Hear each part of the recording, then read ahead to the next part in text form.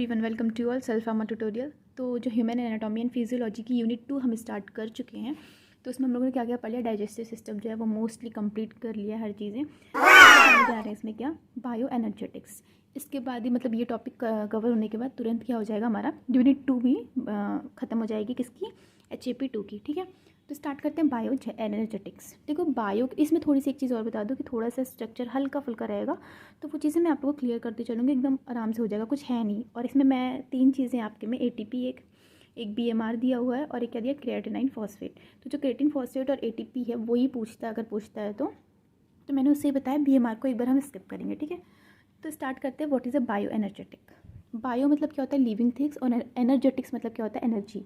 तो it is a branch of the biochemistry that deals with the formation and conversion of energy in the living organism. यानी क्या होती है, branch होती है बायोकेमिस्ट्री की जो कि डील करती है फॉर्मेशन एंड कन्वर्जन, किस चीज़ का, एनर्जी का, कहाँ पे, लिविंग ऑर्गेनिज्म में। तो हमें पता है ATP जो होती है, एडेनिन ट्राई फॉस्फेट, वो क्या होता है, most common form of the chemical energy in all cell. मतलब जितनी भी सेल होती हैं उसमें जो हमारा ATP होता है, ये क्या होता है, बहुत ही कॉमन फॉर्म होता है किसका, एनर्जी का। चलो तो अब इसके स्ट्रक्चर को देख लेते हैं। तो केमिकल स्ट्रक्चर बोल सकते हैं या फिर normal structure of the ATP। देखो एडेनिन में आप लोग को जो बायोकेमिस्ट्री का वो था, न्यूक्लिक बेस वाला, नाइट्रोजनस बेस जिसमें था, तो उसमें मैंने आप लोग को एडेनिन, ग्वानिन, साइटोसिन और थाइमिन इसका स्ट्रक्चर बताया था। ठीक है, तो एडेनिन में क्या बताया था, प्यूरिन होती है। तो देखो ये क्या है, हमारी प्यूरिन रिंग होती है। बस जो हमारा ये पोजीशन होता है वहाँ पे क्या होता है, अमाइनो ग्रुप जोड़ा होता है, दैट्स इसीलिए इसको क्या कहते हैं, 6 अमाइनो प्यूरिन। ठीक है, तो यहाँ पे क्या होता है, NH2 ग्रुप जुड़ा होता है। तो ये हो गया एडेनिन। ठीक है, एडेनिन से क्या होता है, एक शुगर मॉइटी जुड़ी होती है, राइबोज, तभी ये दोनों मिलकर एडिनोसिन बनता है, इतना तो आपको पता ही है।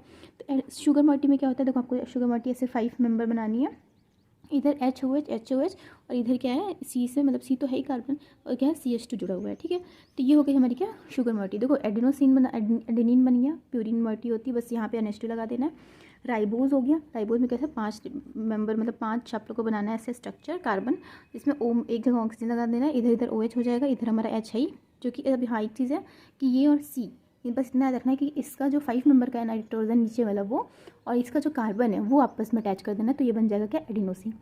अब देखो अगर इससे एक फॉस्फेट जुड़ा है तो मोनोफॉस्फेट हो जाएगा, एडेनिन मोनोफॉस्फेट। अगर इससे 2 फॉस्फेट जुड़ गया है तो एडेनिन डाईफॉस्फेट, और अगर इससे 3 फॉस्फेट जुड़ गया तो एडेनिन ट्राईफॉस्फेट। ठीक है, तो ये तो बहुत ही ईजी है। फॉस्फेट तो आपको पता है, P डबल बॉन्ड O, नीचे OMI से होता है, इधर इधर O जोड़ देंगे, फिर इधर ऐसे ये वाला निशान 2 O के बीच में, यानी 2 फॉस्फेट ग्रुप के बीच में ये वाला निशान होता है। ठीक है, तो इतना तो क्लियर है। उसके बाद फिर यहाँ पे क्या है, देखो यहाँ पे मैंने क्या लिखा है, अल्फ़ा, बीटा और गामा। ये आप लोग के मतलब ऐसे थोड़ा सा आप एक्स्ट्रा कर दिया है थोड़ा सा, जो कि अच्छा है बहुत, मतलब आप ऐसे लिखोगे ना बहुत अच्छे मार्क्स मिलते हैं एग्जाम में, पता है, बहुत अच्छे मार्क्स मिलते हैं। तो ये क्या करना है, क्या, देखो कार्बन से जुड़ा पहला फॉस्फेट अल्फ़ा, कार्बन से जुड़ा दूसरा फॉस्फेट बीटा, और कार्बन से जुड़ा तीसरा फॉस्फेट क्या होता है, गामा होता है। ये तो आप लोगों ने ऑर्गेनिक केमिस्ट्री में भी पढ़ाई होगा। ठीक है, तो ये अल्फ़ा फॉस्फेट, बीटा फॉस्फेट और ये क्या होगा, गामा फॉस्फेट। तो ये स्ट्रक्चर आप लोगों को क्लियर हुआ कि नहीं, चलिए एक बार फिर से मैं बता देती हूँ। देखो ये क्या है, हमारा प्यूरिन मॉइटी हो गया, प्यूरिन मॉइटी में मतलब सिर्फ C नंबर पर, यहाँ पे जो नंबर है इसमें क्या कर जोड़ देना, NH जोड़ देना, तो ये हो गया हमारा एडेनिन। अब इस एडेनिन को हम किससे, राइबोज शुगर से जोड़ देंगे, तो एडिनोसिन बन जाएगा।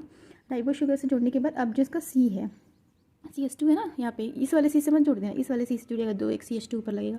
इस CH2 से हम 3 का आगे जोड़ देंगे, फॉस्फेट ग्रुप जोड़ देंगे। तो अगर पहला फॉस्फेट ग्रुप एडिनोसिन के साथ जोड़ रहे हैं तो MP बन रहा है, अगर दूसरे फॉस्फेट ग्रुप इसके साथ जोड़ रहे हैं तो क्या बन रहा है, ADP बन रहा है, और तीसरे को जोड़ दे रहे हैं तो क्या बन जा रहा है, ATP बन जा रहा है। ठीक है, तो अपन इसमें आगे देखते हैं अपन कि ATP का फॉर्मेशन कैसे कैसे हो सकता है।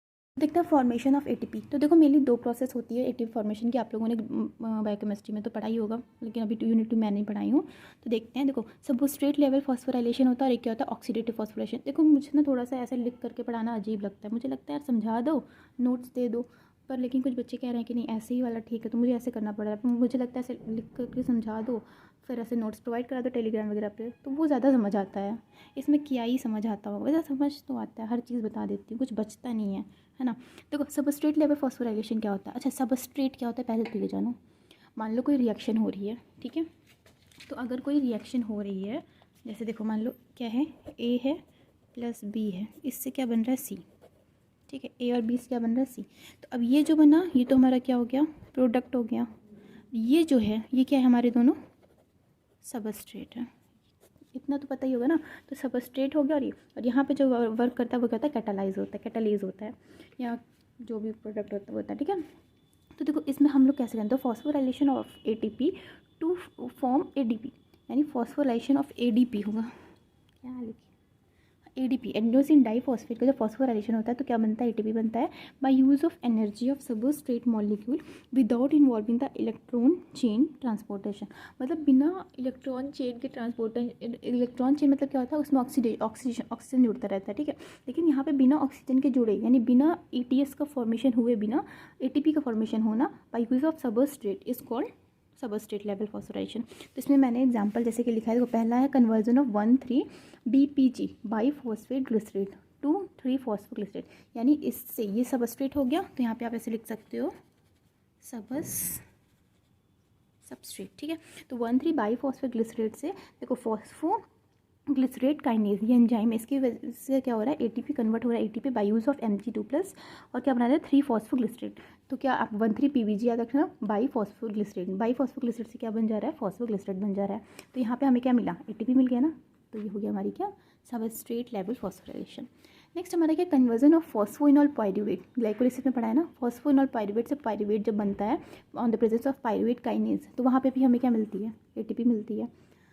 एक हम लोगों ने क्रेब्स साइकिल में भी पढ़ा है, वहाँ पे भी हमें क्या मिलती है, ATP मिलती है। जब सक्सिनिल कोएंजाइम ADP और PI यानी इनऑर्गेनिक फॉस्फेट जो होता है उससे जब रिएक्ट करता है in the presence of succinate thiokinase के प्रेजेंस में जब ये रिएक्शन होती है तो क्या बनाते हैं, सक्सिनेट बनाते हैं और ATP बनाते हैं। देखो ये सब है ना, एक थोड़ा सा ये हो जाता है कि डेली पढ़ने वाली चीज़ हो जाती है। तो आप लोग अगर इस हल्का हल्का नाम एंजाइम को याद कर लिए और कन्वर्ट करके दिखा दिए ना, तो मतलब ठीक है, बहुत है, JP के लिए तो बहुत ही है इतना, ठीक है। बायोकेमिस्ट्री में थोड़ा सा है, इसके लिए इतना बहुत है, आपको स्ट्रक्चर बनाने की इतनी ज़रूरत नहीं है, इतना बस लिख करके आओ, फुल मार्क्स मिलने वाले हैं आप लोगों को। और सबसे बड़ी बात कि आपको समझ भी आना चाहिए कि देखो सबस्ट्रेट लेवल और ऑक्सीडेटिव फॉस्फोराइलेशन में डिफरेंस क्या होता है। ऑक्सीडेटिव का वर्ड ही पता चल रहा है ना कि अगर ऑक्सीजन जुड़ा है तो ऑक्सीडेटिव, अगर सबस्ट्रेट के साथ डायरेक्ट हो रहा है बिना ऑक्सीजन के प्रेजेंस में तो वो क्या हो जाएगा, सबस्ट्रेट लेवल। तो अब इसमें आगे देख लेते हैं हम लोग ऑक्सीडेटिव। अच्छा, ऑक्सीडेटिव फॉस्फोराइलेशन थोड़ा सा क्या है, मतलब अच्छा है, क्योंकि हर जगह पूछा था और मुझे पता है डैम कि आप लोगों को किसी को नहीं आता होगा, क्योंकि अभी अच्छे से पढ़ाया ही नहीं किया है। लेकिन अभी यहाँ पे इतना अच्छा पढ़ा दूँगी कि एक बार में आप अपने मन से लिख करके आओगे। और रटा मत करो यार, मेरा चीज़ है, मतलब मैं चाहती हूँ ना कि आप खुद से नोट निकालो अपने आप, मतलब खुद करो हर चीज़, ठीक है। तो देखते हैं ऑक्सीडेटिव फॉस्फोराइलेशन। तो एक बार मैं जो हमारा ETS है उसको एक बार रफली यहाँ पे बता रही हूँ, फिर मैं नोट्स में जो लिखा है उसको क्लियर करेंगे तो उससे ज़्यादा समझ आएगा। देखो सबसे पहले ये क्या है हमारी, मान लो हमारे कहाँ पे होता है ETS, इलेक्ट्रॉन ट्रांसपोर्ट सिस्टम जो होता है वो कहाँ पे होता है, माइटोकॉन्ड्रिया में की मैट्रिक्स में होता है, इतना तो पता ही है। तो देखो ये क्या है, मान लो हमारी ये क्या है, आउटर लेयर है किसकी, माइटोकॉन्ड्रिया की। ये क्या है हमारी माइटोकॉन्ड्रिया की, ये वाली क्या है, इनर लेयर है, ठीक है। ये हमारी क्या है, इनर लेयर है। और ये क्या है, इंटरस्टिशियल स्पेस है, ठीक है। मतलब इन दोनों के बीच में मेम्ब्रेनल स्पेस है, मेम्ब्रेन स्पेस है, ठीक है। ये क्या है, इनर लेयर हो गई, ये आउटर लेयर हो गई। थोड़ा सा जल्दी जल्दी समझने की कोशिश करते हैं। देखो नॉर्मल क्या होता है, जब TCA साइकिल जो कि मैट्रिक्स में चल रही होती है माइटोकॉन्ड्रिया के, तो उससे क्या होता है हमारा NADH2 जो होता है वो क्या होता है, कन्वर्ट होता है किस में, NAD+ में, NAD में कन्वर्ट होता है। और यहाँ से क्या होता है, 2 हाइड्रोजन जो होता है वो क्या होता है, रिमूव होते हैं, 2 हाइड्रोजन रिमूव होते हैं। और यहाँ पे ये सब अभी कहाँ चल रहा है, हमारा क्या है, सब मैट्रिक्स है, किसका मैट्रिक्स है, माइटोकॉन्ड्रिया का मैट्रिक्स है। अब देखो ये हुआ, अब यहाँ से क्या होती है, एनर्जी जो होती है वो कहाँ जाती है, माइटोकॉन्ड्रिया की जो इनर मेम्ब्रेन होती है वहाँ पे क्या होती है, एनर्जी जाती है। और यहाँ पे कुछ कॉम्प्लेक्स रहते हैं, एनर्जी किसके फॉर्म में, यानी इलेक्ट्रॉन ट्रांसफ़र होता है। और कहाँ पे होता है, इनर मेम्ब्रेन में। अब यहाँ पे क्या होता है, ये कॉम्प्लेक्स 1 होता है, ठीक है। फिर कॉम्प्लेक्स 1 होता है, एक होता है क्या, कॉम्प्लेक्स 2, कॉम्प्लेक्स 3 होता है, एक क्या होता है, फिर कॉम्प्लेक्स 3 के बाद कॉम्प्लेक्स 2 थोड़ा सा नीचे होता है, यहाँ पे बीच में लिखिएगा थोड़ा सा नीचे। और एक क्या होता है, कॉम्प्लेक्स 4, इतना होता है। अब कॉम्प्लेक्स 4 से क्या होता है, जब नॉर्मली जब हमारा ये सब हो जाता है तो यहाँ पे क्या होता है, कॉम्प्लेक्स 4 से ऑक्सीजन निकलता है। और ये ऑक्सीजन जो होता है H+ जो होता है यहाँ पे, उससे रिएक्ट करके क्या बना देता है, H2। तो अगर कोई पूछे ETS का फाइनल प्रोडक्ट क्या होता है, वाटर होता है, ठीक है। ये समझ आए। देखो सबसे पहले क्या TCA है, तो TCA से क्या हो रहा है, सबसे पहले NADH2 जो होता है वो कन्वर्ट होता है NAD+ में, 2H जो निकलता है। अब क्या होता है, यहाँ पे इलेक्ट्रॉन होता है, इलेक्ट्रॉन जो होता है यहाँ जाता है कॉम्प्लेक्स 1 में, कॉम्प्लेक्स 3 में, फिर कॉम्प्लेक्स 2 में, फिर कहा जाता है कॉम्प्लेक्स 4 में। तो ऐसे जाता है। तो 1 ये हो गया कॉम्प्लेक्स 1, 3, 4 और नीचे होता है 2, 2 जो नहीं, तो ऐसे पहले ऐसे जाता है, ऐसे यहाँ पे जो भी प्रोसेस होती है वो ऐसे जाती है। तो ये क्या क्या अंदर अंदर क्या कौन कौन ट्रैवल होते हैं वो मैं बाद में बता दूँगी, ठीक है। ये ऐसे होता है। अच्छा, TCS से ही जो होता है और क्या जाता है, FADH2 जाता है, एक हमारा FADH2 रिलीज़ होता है। और ये FADH2 जो होता है वो FEF को कहाँ लेके जाता है, कॉम्प्लेक्स नंबर 1 हो गया, 2 हो गया, कॉम्प्लेक्स नंबर जो हमारा 3 वाला होता है उसमें हमारा क्या होता है, FES भी जाता है, ठीक है। तो कॉम्प्लेक्स नंबर 2 जो होता है इसमें हमारा क्या होता है, कुछ FES भी जाते हैं। ये FES जो होते हैं हमारे इसमें चले जाते हैं, ठीक है। इतना समझ आया। तो अब हमें यहाँ पे तो H2O मिल गया, लेकिन अब एक चीज़ और जानो। देखो हमारी जो वो होती है माइटोकॉन्ड्रिया, वो कैसी होती है, थोड़ी ऐसी होती है ना, अगर आप लोग को पता हो थोड़ा। देखो क्या होता है, क्रिस्टी होती है, ठीक है। तो यहाँ पे क्या होता है, ये इनर मेम्ब्रेन होती है ये, ठीक है। और ये क्या होती है, हमारी आउटर होती है। अच्छा, इनर मेम्ब्रेन जो होती है उसी में हमारा क्या होता है, ETC यानी इलेक्ट्रॉन ट्रांसपोर्ट साइकिल, वो कहाँ चल रही है, सारी ETC में चल रही है। अब जब ETC में चल रही है तो और जो ये हमारा क्या बोलते हैं इसको, इनर मेम्ब्रेन का ये वाला ये होता है, यहाँ पे क्या होता है, F1 पार्टिकल प्रेजेंट होते हैं। F1 पार्टिकल बोलो, ऐसे इन्हीं को क्या बोला जाता है, ATP सिंथेज बोला जाता है।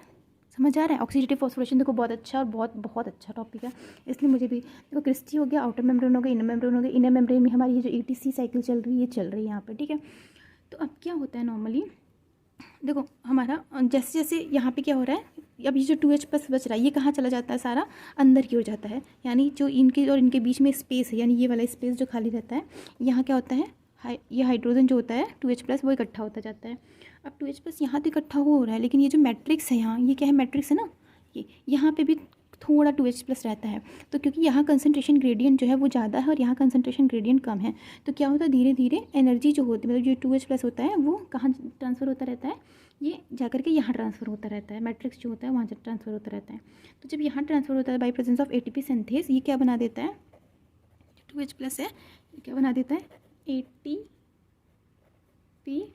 प्लस फॉस्फेट, यानी ADP प्लस फॉस्फेट मिलकर क्या बना देता है, ATP बना देता है। समझ आया। यानी on the presence of ATP synthase हमारे लास्ट में क्या बन जाता है, ATP बन जाता है। तो इतना आप लोग को पता नहीं समझ आया। देखो सबसे पहले क्या है हमारा, ये क्रिस्टी है, ये आउटर मेम्ब्रेन है, आउटर मेम्ब्रेन हो गया, इनर मेम्ब्रेन हो गया, ये ETC में हमारा क्या है, इनर मेम्ब्रेन में क्या हो रहा है, हमारी ETC प्रोसेस चल रही है। ETC का काम क्या होता है, हाइड्रोजन प्रोवाइड कराता है। तो जितने भी हाइड्रोजन होते हैं वो आकर के पहले इनर मेम्ब्रेन में, क्योंकि प्रोसेस इनर मेम्ब्रेन में हो रही है ना, इनर में हो रही है यहाँ पे, तो वो क्या होता है, ट्रांसफर होकर जितनी एनर्जी होती है वो 2H प्लस सारी जो बीच का जगह होती है इन दोनों के, वहाँ पे आगे इकट्ठी हो जाती है। क्योंकि अब इसका जो क्रिस्टी का ये वाला पार्ट होता है, यहाँ पे क्या होता है, ATP सिंथेज, इसी को क्या क्या बोलते हैं, F1 पार्टिकल। ये F1 पार्टिकल जो होते हैं वो आ जाते हैं, और ये F1 पार्टिकल फिर क्या करते हैं, ATP सिंथेज कन्वर्ट कर देते हैं ATP और फॉस्फेट को ATP में, ठीक है। तो यहाँ पे क्या हो जाता है, ATP का फॉर्मेशन हो जाता है। तो चलो जल्दी से अब इसमें देख लेते हैं। देखो सबसे पहले क्या, oxidative phosphorylation, synthesis of the ATP in the presence of oxygen is called the oxidative phosphorylation.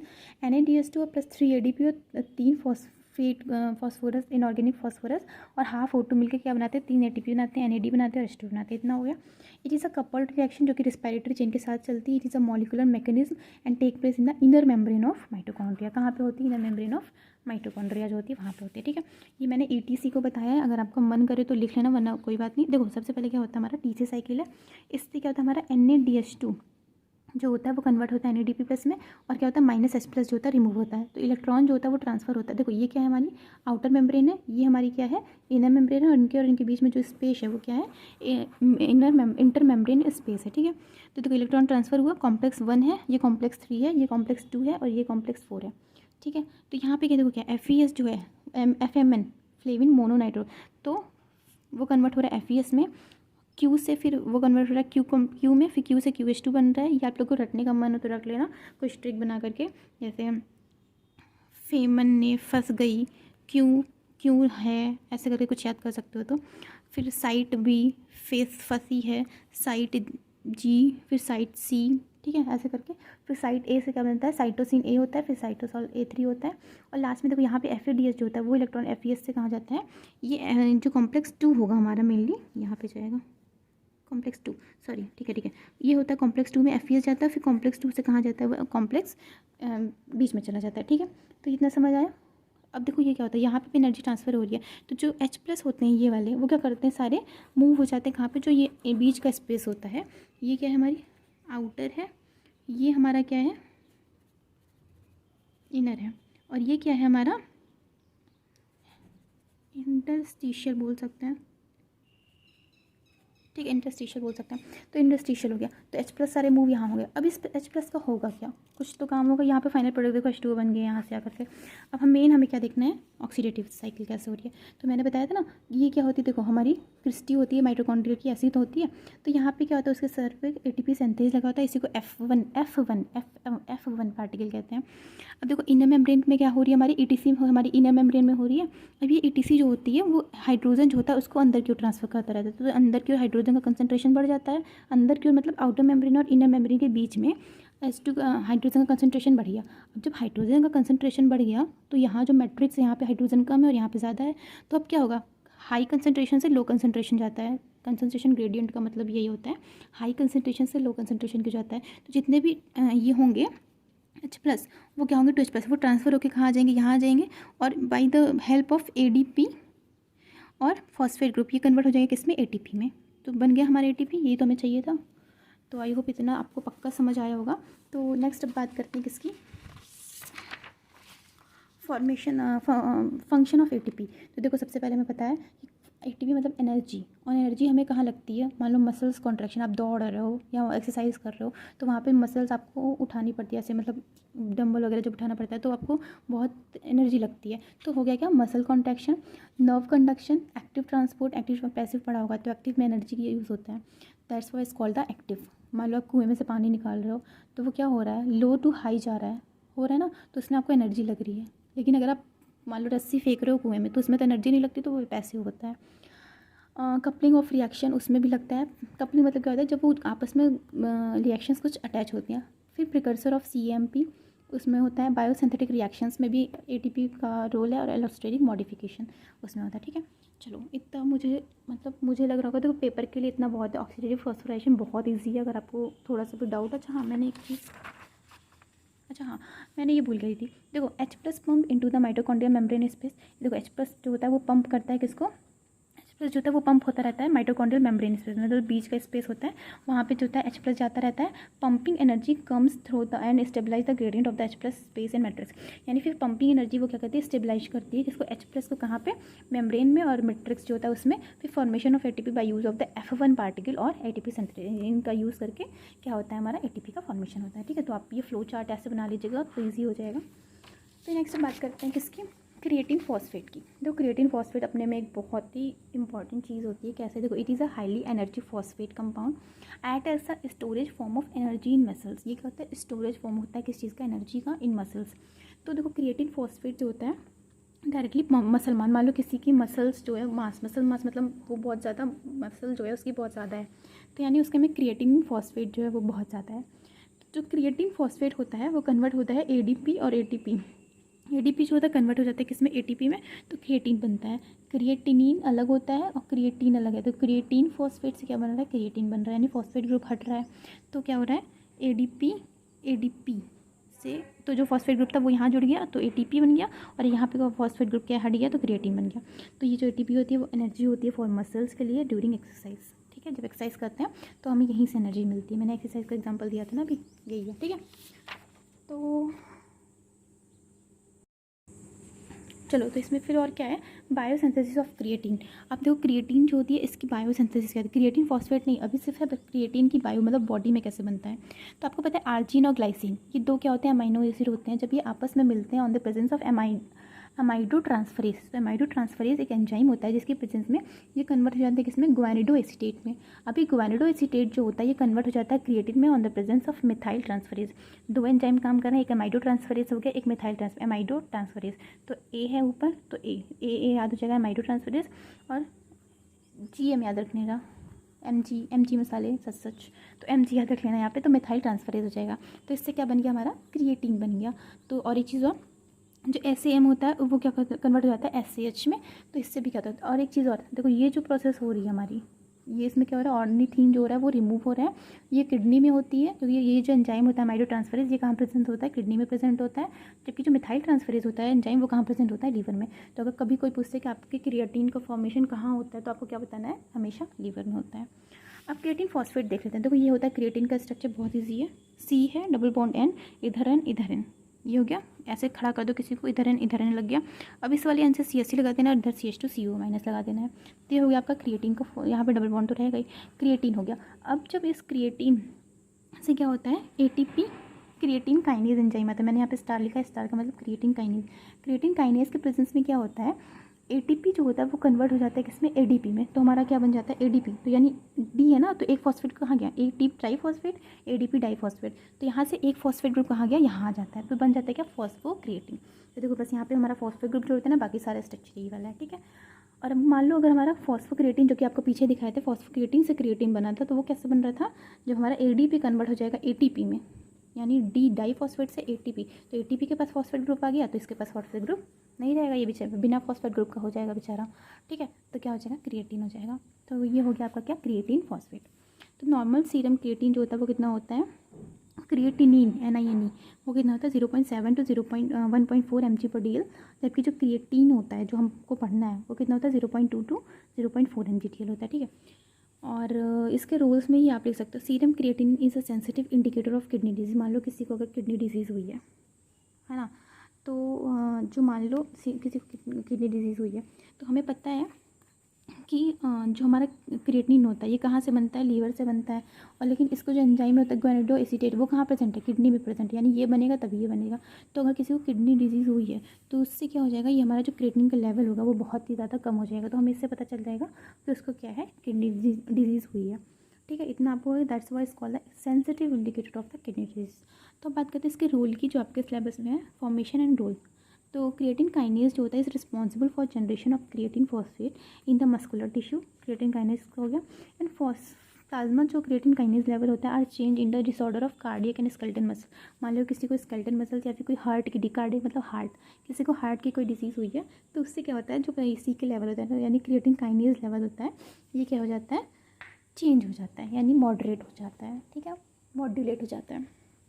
तो आई होप इतना तो समझ आ गया होगा। देखो बहुत ही इजी चीज़ है, मैंने मतलब थोड़ा सा ये वीडियो शायद लंबा चला गया है, पर अगर आप लोग पूरा वीडियो देखते हो ना तो बहुत अच्छे से क्लियर हो जाएगा। बस इतना लिख करके आओ, फुल मार्क्स मिलेंगे। और प्लीज़ समझ के लिखना, ठीक है, क्योंकि मैं इतना अच्छा मतलब अच्छा तो क्या पता नहीं कितना समझ आ रहा है, आप लोग कमेंट करेंगे तो ही पता चलेगा कितना समझ आ रहा है। तो मैंने तो अपनी 100% कोशिश करी है बहुत अच्छे से समझाने की। बाकी अगर कोई भी डाउट हो तो कमेंट कीजिए। तब तक के लिए टाटा बाय बाय, अच्छे से पढ़िए। जय हिंद, जय भारत।